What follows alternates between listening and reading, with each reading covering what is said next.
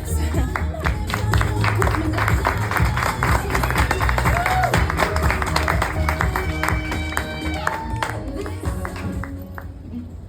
The year is 1979, and Margaret Thatcher has just been elected as Prime Minister of the United Kingdom.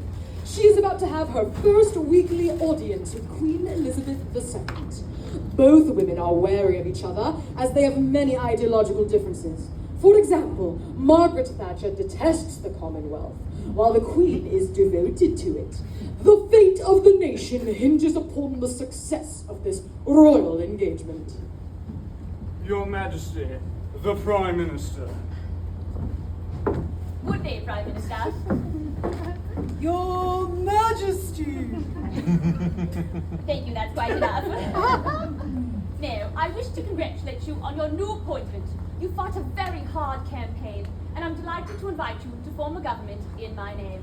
Thank you, Your Majesty. Now, please, take a seat.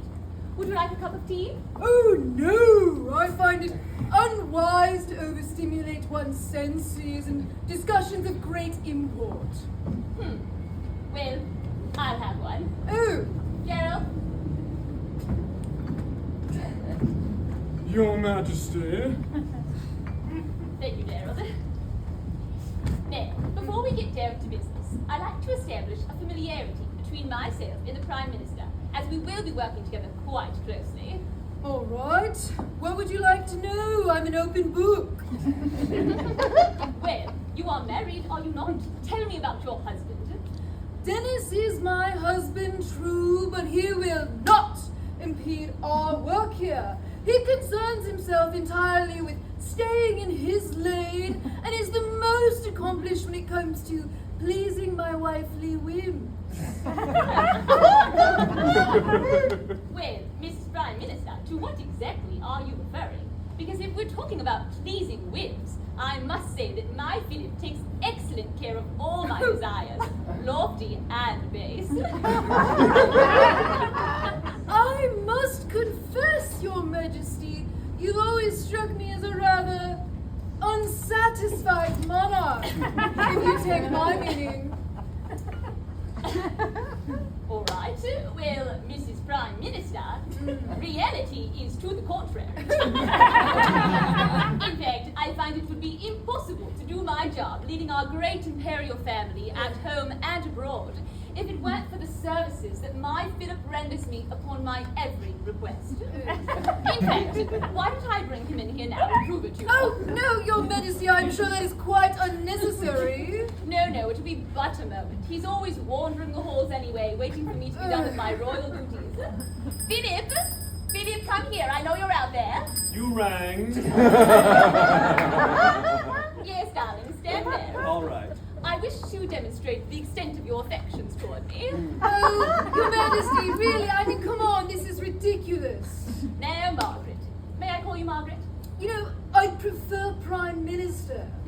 Dear Margaret. The truth of the matter is that every time my Philip penetrates me, it is with as much vigor as Great Britain penetrated the royal colonies abroad. I find, in most cases, my lower back is nearly as crippled as the national spirit of India after we took over.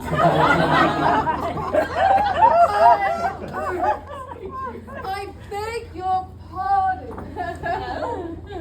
Dennis, give the royal staff a break and join us in the drawing room, please. Gerald.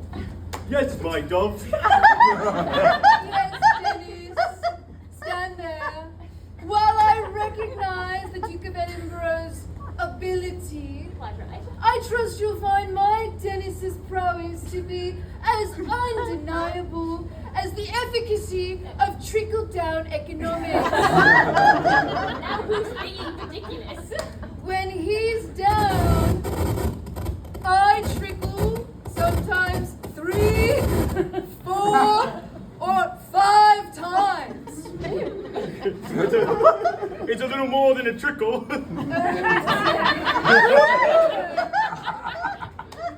That is literally disgusting. Listen, Prime Minister. Well, I see the way that your trickle-down husband could lead to lasting impacts in your commonwealth. Right. It pales in comparison to the services and the experience of my Philip in the Royal British Navy.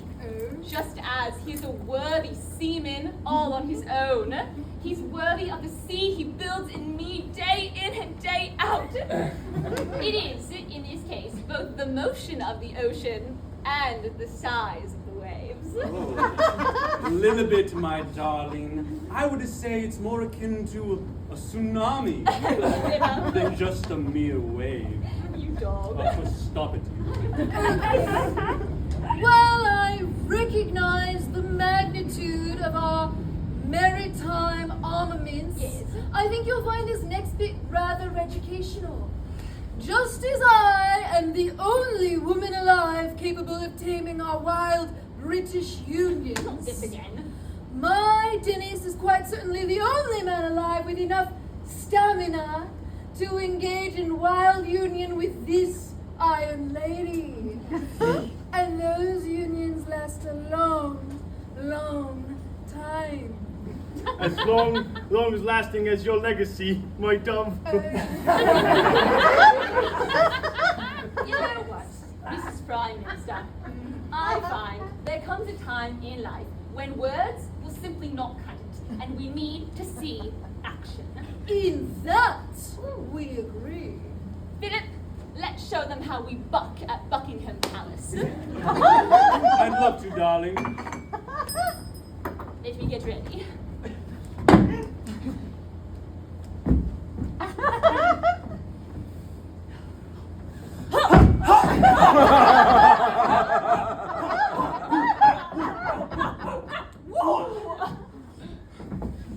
Oh, oh, oh, oh.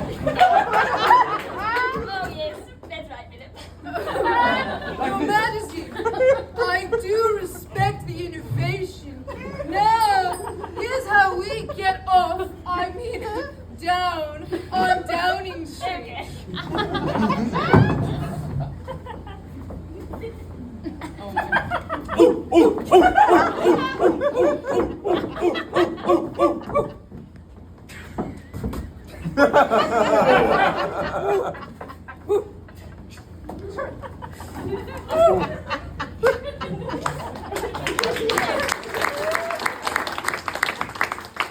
You know, after all of this, I must confess I'm finding myself rather looking forward to running this great nation. Yes, perhaps we're not so different after all.